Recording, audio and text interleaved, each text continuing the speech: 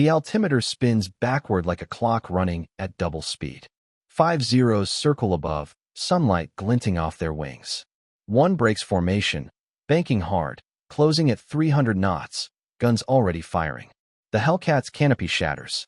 Glass shards catch the light like confetti. An 18-year-old kid grips the stick with both hands. His name is William Wade. He has 17 minutes of combat experience. His wingman is screaming something over the radio. Wade doesn't hear it. All he hears is wind roar, an engine shriek, and the metallic thunk-thunk-thunk of bullets punching through aluminum inches from his head. He pulls the stick back. Too hard. Too fast. The Hellcat snaps vertical. His vision tunnels. Blood drains from his head toward his feet. The wing loading at this angle, at this speed, should rip the wings clean off the fuselage. But it doesn't. Instead, something happens that no training manual predicted, no instructor taught, no doctrine anticipated. If you're enjoying this deep dive into the story, hit the subscribe button and let us know in the comments from where in the world you are watching from today. What unfolds in the next 5 seconds will rewrite how men kill each other in the sky. It is August 1944. The Pacific War is shifting. American carriers push deeper into Japanese-held waters. And above the Mariana Islands, a scared teenager is about to stumble into the deadliest discovery of his life. The Philippine Sea in August is not a place. It is a condition, a state of absolute exposure. The water below is a shade of blue so bright it burns. The sky above is cloudless, infinite, merciless. There is nowhere to hide, nowhere to run. The USS Bunker Hill cuts through gray swells, flight deck humming with controlled chaos. Mechanics kneel beside rows of Hellcat fighters, torquing bolts and checking ammunition belts until their fingers bleed. The smell hits first, salt spray mixed with aviation fuel and hot metal, and something darker underneath. Hydraulic fluid and burnt rubber, and the ozone tang of spent ammunition. The air is so thick with exhaust fumes that it coats your teeth. Below deck, in the ready room, pilots sit in rows of uncomfortable chairs bolted to steel. Some write letters home. Most don't. They know the odds. The intelligence briefings make it clear. Japanese fighters still control certain corridors of airspace. The Zero remains unmatched in a turning fight. The Zero can sustain harder turns, tighter spirals, can bleed less speed in a vertical bank. What the Zero cannot do is sustain speed in a dive. A Hellcat, heavier and more powerful, can drop faster, accelerate harder, carry more ammunition. The doctrine born from this imbalance is simple. Gain altitude, extend away, dive with speed advantage, fire once, disengage before the Zero can turn. Strike once, live to fight again. It works often enough. Hellcat loss rates are climbing anyway. William Wade sits near the back of the ready room, alone. He is 18 years old. Impossibly young. His shoulders are narrow. His hands still look like a boy's hands, though they now wear the calluses of throttle and stick. He has sandy hair that sticks up no matter how much he tries to flatten it. His eyes are blue-gray, the kind that seem to be calculating something just beyond your vision. He joined the Navy at 17, falsified his birth certificate, or didn't, nobody checked carefully, and somehow ended up in flight training in San Diego. His instructors noted something odd about him. He didn't fly like the other hot shots. He didn't bank hard and pull aggressive Gs because it felt good. He flew smoothly, almost mathematically. He asked questions. Too many questions. Why does the Hellcat buffet at this angle of attack? What's the relationship between angle of bank and stall speed? If I reduce throttle by 15%, how does that affect turn radius? One instructor wrote, Wade thinks too much. Good reflexes. Hesitates under pressure. Another noted, natural stick and rudder. Danger, analysis paralysis in combat. Wade is from Nebraska, a farm town so small that the nearest airfield was 30 miles away. His father built irrigation systems. His mother taught school. They weren't rich, weren't poor, existed in that American middle where you work and don't complain. Wade learned to fly because he read a book about aerodynamics at age 12. He stole it from the school library. He didn't return it. He kept it under his mattress and read it until the pages fell apart. When the war came, flying seemed like the only logical choice. Get into the air. Understand how it worked from inside the machine. Kill or be killed seemed secondary to that curiosity. Now he sits in a steel room beneath a floating runway, surrounded by men with more experience, more kills, more confidence. None of them know his name. They call him the Nebraska Kid, or don't call him anything. He's been assigned as wingman to a lieutenant named Hutchins, a pilot with 6 confirmed kills and the kind of swagger that comes from surviving things that should have killed you. The horn sounds. Pilots rise in unison. The flight deck is louder than the ready room prepared you for. The wind is vicious, trying to push you sideways, tear at your flight suit. Wade climbs into his Hellcat, side number 7, tail code VF-17, and runs through the pre-flight by memory. Canopy closed. Fuel set. Guns armed. Trim adjusted. The starter motor engages. The engine coughs, then catches. The Allison V-1710 roars to life. The propeller blurs into silver light. The whole airframe vibrates like it's angry. One by one, the fighters roll forward. The deck crews pull the chocks.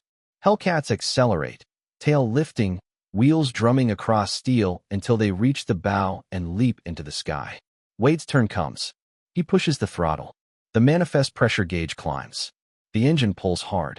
The acceleration pins him back into the seat. The bow rushes toward him, receding now. Then air beneath the wings and the horizon tilts, and the carrier falls away like a dropped toy. His squadron forms in loose formation. 12 Hellcats climbing through scattered clouds. The mission is straightforward. Combat air patrol. Sweep ahead of the fleet. Clear the sky of Japanese aircraft. If you find Zeros, you engage. If you find bombers, you call for support and shadow them. If you find nothing, you orbit and wait and watch your fuel gauge. The radio crackles. Lieutenant Hutchins calls headings and altitudes. His voice is steady, practiced, the voice of a man who's done this 50 times. Wade listens and adjusts his trim. His wingman, a guy named Patterson from Georgia, flies off his right wing, maybe 100 yards distant. They climb through 8,000 feet. The air grows colder. Wade's breath fogs the inside of his canopy. He wipes it with his glove. At 10,000 feet, the radio crackles again. Contact. Bearing 090. Multiple bandits inbound from the northwest. Hi. Closing fast. Hutchins orders the squadron into combat spread.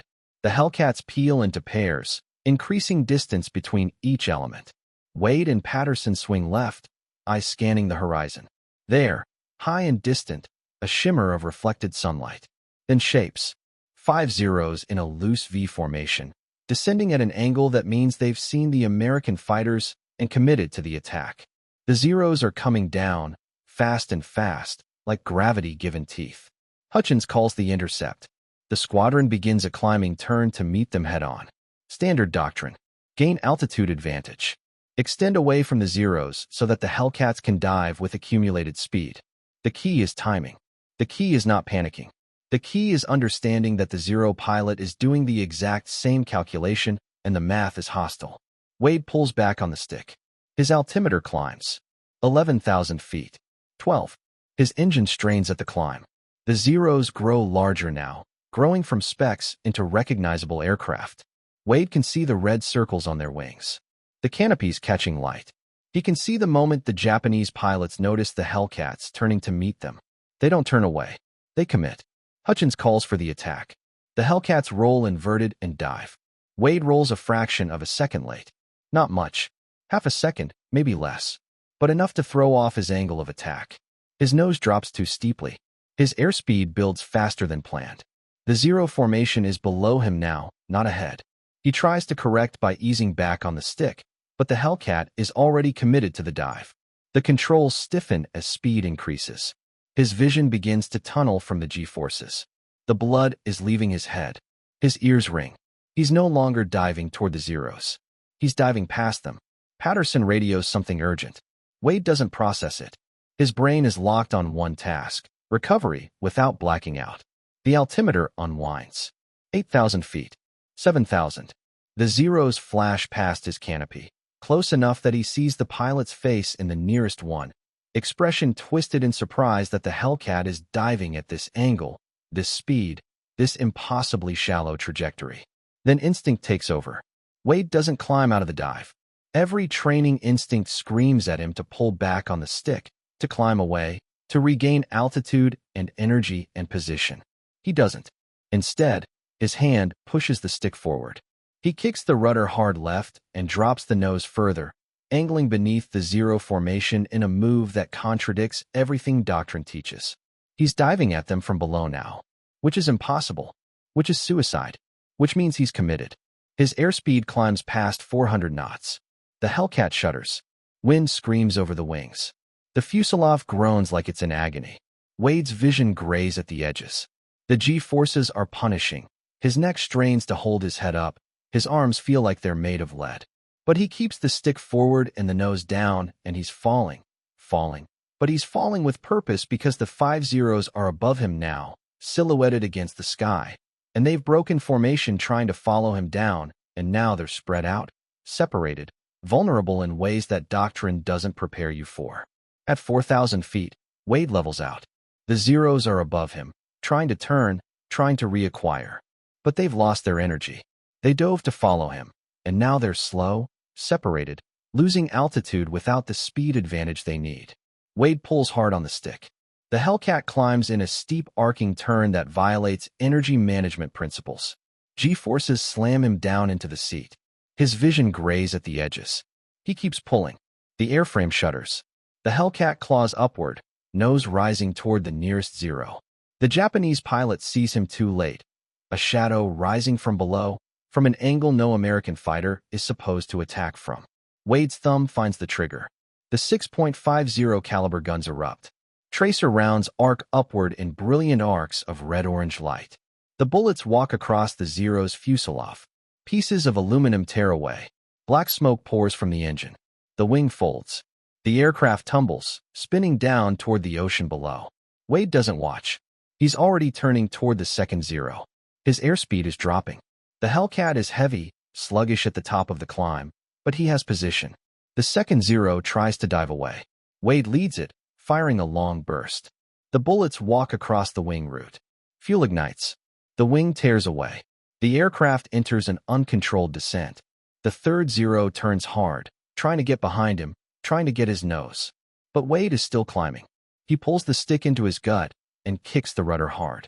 The Hellcat skids sideways in the air. It's ugly, inefficient, violates every principle of energy management taught at flight schools. But it puts his guns on target. He fires. The third Zero explodes in midair. Pieces scatter across a 100-yard radius. 5 seconds. 3 zeros.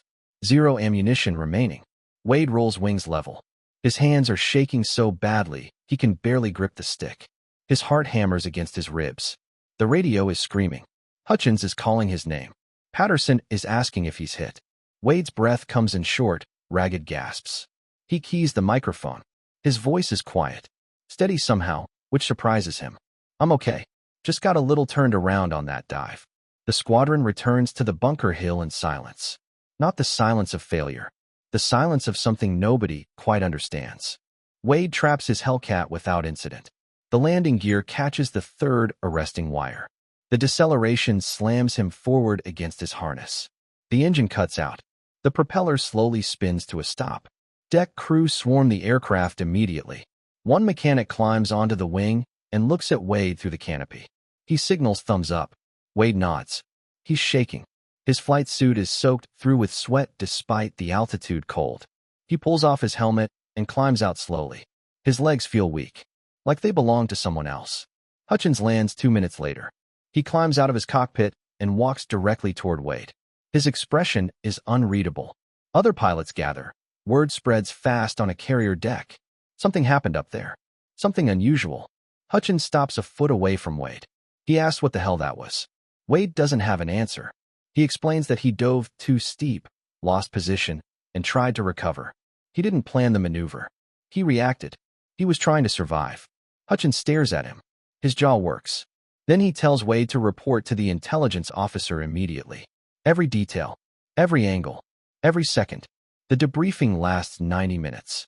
Wade sits in a cramped office, barely larger than a closet, stinking of cigarette smoke and sweat, with a Navy lieutenant who takes notes in shorthand. Wade walks through the engagement step by step. The lieutenant interrupts constantly. Altitude at contact? Airspeed at entry? What was your G-loading when you pulled for the climbing recovery? What was your field of view? Were you experiencing any vision tunneling? Wade estimates as best he can. He doesn't have precise instruments recording his performance. He has memory and sensation and the knowledge that he's still alive. The lieutenant asks if Wade has ever practiced this maneuver before. Wade says no. The lieutenant asks if anyone taught it to him. Wade says no. The lieutenant leans back and taps his pencil against the desk. He tells Wade that what he described is tactically unsound. Diving past an enemy formation sacrifices altitude and speed. The only advantages a Hellcat has over a Zero. Climbing back into a fight from below is supposed to be suicide. The Zeros should have shredded him. Wade agrees they should have, but they didn't. The intelligence officer files the report and sends Wade back to his quarters. That night, Wade writes a letter to his parents. He doesn't mention the kills. He tells them the weather is clear and the food is better than last week. He doesn't sleep. If you find this story engaging, please take a moment to subscribe and enable notifications. It helps us continue producing in-depth content like this. 3 days later, Hutchins calls him into the ready room. 3 other pilots are present. A commander is there too, an air group officer with the bearing of someone used to making decisions. Hutchins spreads a hand-drawn diagram across the table. It's a crude sketch of the engagement. Wade's dive, the Zero positions, the firing angles. A mess of pencil marks and notes. Hutchins explains that the commander has reviewed the report. He wants Wade to replicate the maneuver during training flights. Not in combat. In controlled airspace with plenty of altitude to spare. Wade asks why. Hutchins tells him the commander thinks Wade stumbled onto something. A way to attack from below without getting trapped in a traditional turning fight. If it works under controlled conditions, it might be teachable. Wade says it was a mistake. Hutchins replies that most innovations are. The test flight launches 4 days later. Clear skies, light wind, no enemy contact expected. Wade climbs to 13,000 feet with 2 wingmen. Hutchins orbits above, observing from a safe distance. The plan is simple. Wade will dive past 2 Hellcats, simulating enemy fighters, recover below them, and attempt a climbing attack from underneath. The maneuver is brutal. The airframe groans. Wade's vision grays then clears. He levels out beneath the simulated enemy. The gun camera is running. The film shows a clean shot. Perfect deflection. If this were combat, both targets would be dead. Hutchins radios him to repeat it. Wade climbs back to altitude and dives again. Same result. The third attempt is cleaner. By the fourth, Wade is refining the entry angle, adjusting rudder pressure to tighten the spiral, understanding the physics of what his body is already doing. The aircraft responds like a living thing. He can feel it in his hands, in the resistance of the controls, in the vibration of the fuselage. They land. The film is reviewed immediately. The air group commander watches it 3 times without speaking. Then he orders the maneuver added to the squadron training syllabus. He gives it a name, the vertical dive recovery. Not especially poetic, but accurate. Not every pilot can fly it. The G-forces are punishing. The timing is precise. Misjudge the pull, and you auger into the ocean. Misjudge the climb, and you stall in front of the enemy. But for those who master it, the maneuver offers something doctrine does not, a way to attack a faster, more maneuverable opponent from a position of apparent disadvantage. If this history matters to you, tap like and subscribe. Within 2 weeks, 3 other pilots score kills using variations of Wade's dive. One of them, a lieutenant named Driscoll, drops a Zero at close range during a fleet defense mission. His gun camera footage is circulated among the carrier air groups. Word spreads not through official channels, but the way battlefield innovations always spread, through observation, imitation, and the desperation of men trying to stay alive. By September, pilots across Task Force 58 are experimenting with vertical dive recoveries. Some fail. Some die trying. But enough succeed that the tactic becomes part of the informal playbook. Wade himself uses it twice more. Both times he escapes unscathed. Both times the enemy doesn't. The war moves forward. The carriers push deeper into Japanese-held waters. The air battles grow fiercer. Kamikaze attacks increase, changing the nature of air combat entirely. The Hellcat proves itself again and again, not because it outturns the Zero, but because American pilots learn to exploit its strengths and hide its weaknesses. The vertical dive recovery becomes one tool among many in a growing tactical repertoire. By December 1944, the technique appears in informal training notes passed between squadrons. Gun camera footage gets circulated. Young pilots watch the grainy black and white film of a Hellcat diving steeply beneath zeros, recovering in a climbing turn, guns firing upward at an impossible angle. They don't know who flew that footage. The name gets lost, but the technique remains. Hellcat loss rates in the Philippine theater show measurable improvement during this period.